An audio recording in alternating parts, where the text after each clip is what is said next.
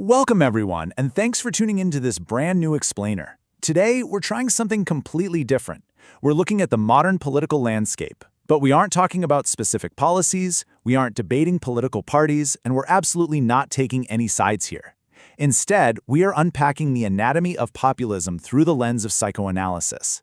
It's honestly a fascinating way to figure out what's really happening beneath the surface of our society, and why things feel so incredibly tense right now. So, right off the bat, let's ask a question you've probably asked yourself lately. Why do political disagreements today feel like deeply personal attacks?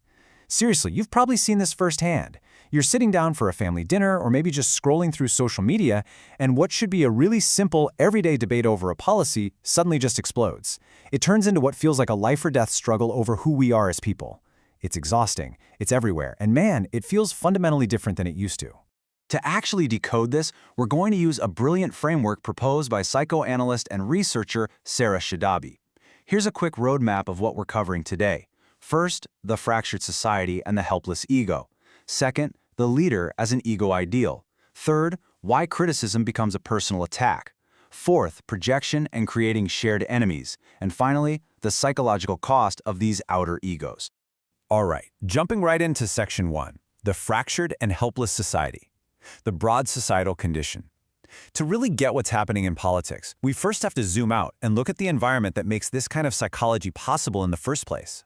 For generations, people relied on these really stable meaning structures. We're talking traditional family units, clearly defined class structures, religion, and solid community identities. These things gave people a profound sense of belonging, and really safe, clear boundaries.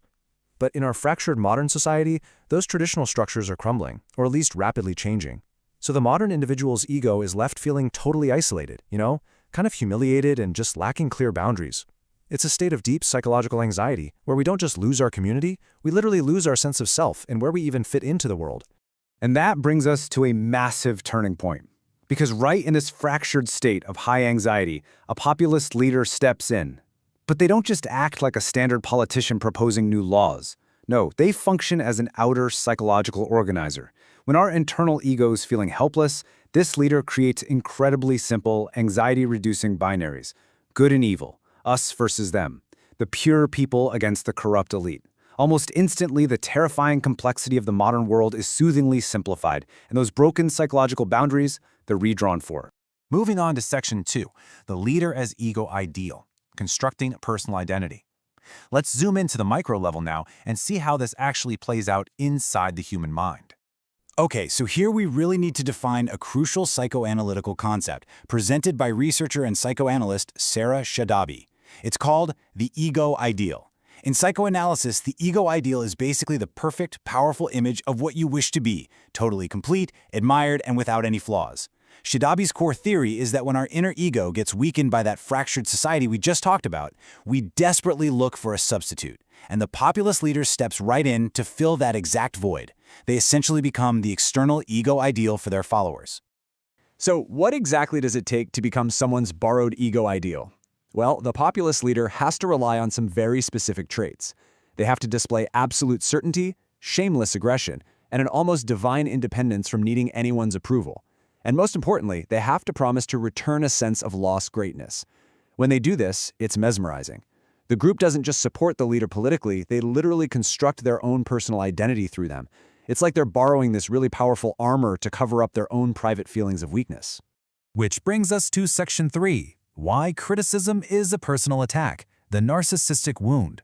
Now this perfectly answers that very first question we asked about why politics feels so incredibly personal today.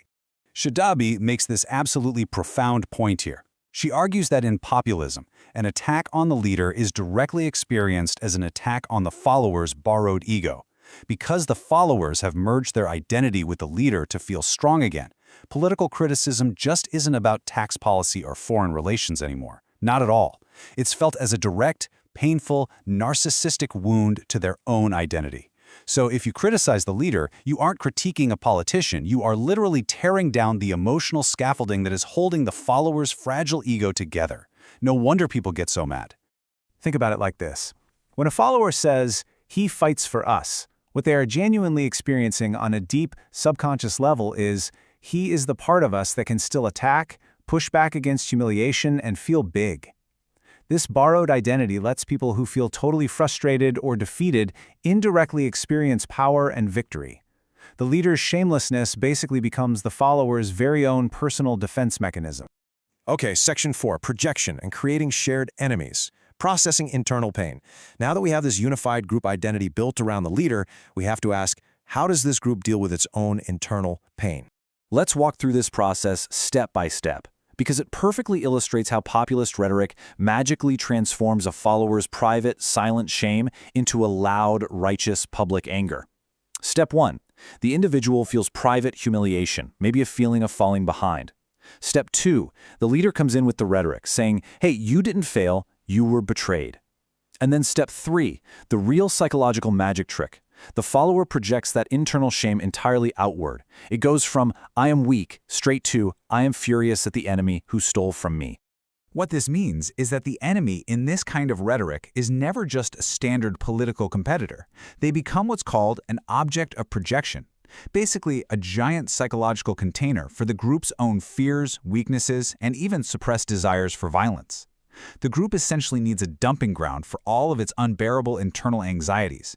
And when they attack that enemy, it actually feels deeply cleansing to them because they are psychologically purging their own insecurities by projecting them onto someone else. Finally, we're at Section 5, the psychological cost of outer egos, the long-term consequences. What actually happens when a whole society starts relying on this coping mechanism? Well, populism absolutely provides incredible short-term relief. For sure. It gives people a sudden rush of power, it creates fierce unity, even if that unity is just based on hating the same people, and it totally suspends the pain of feeling insignificant. But the long-term reality is severe. It leads to a fundamental loss of democratic capacity. People completely lose the ability to tolerate ambiguity, open debate, or even just difference of opinion. It's a temporary psychological band-aid that ends up inflicting massive long-term damage on a society's emotional maturity. The scary part is that the society is literally delegating its most basic, vital psychological functions to the strongman. I mean, they outsource thinking and making decisions, feeling the anger for the group, creating values, naming who the enemies are, even just feeling a baseline sense of existence. An external ego doesn't heal the underlying wounds of a fractured society, it just masks them. It leaves the public entirely dependent on an external figure to process reality for them. And that leaves us with a pretty provocative question. If a society completely delegates its core psychological functioning to a strongman, what on earth happens to its democratic maturity in the long run? Can a true democracy actually survive if its citizens are using political figures as their emotional scaffolding rather than doing the hard work of building up their own inner strength? Something to really think about. Thank you so much for joining me on this explainer. It's been a deep dive, but a necessary one. Until next time, keep questioning, keep learning, and stay curious.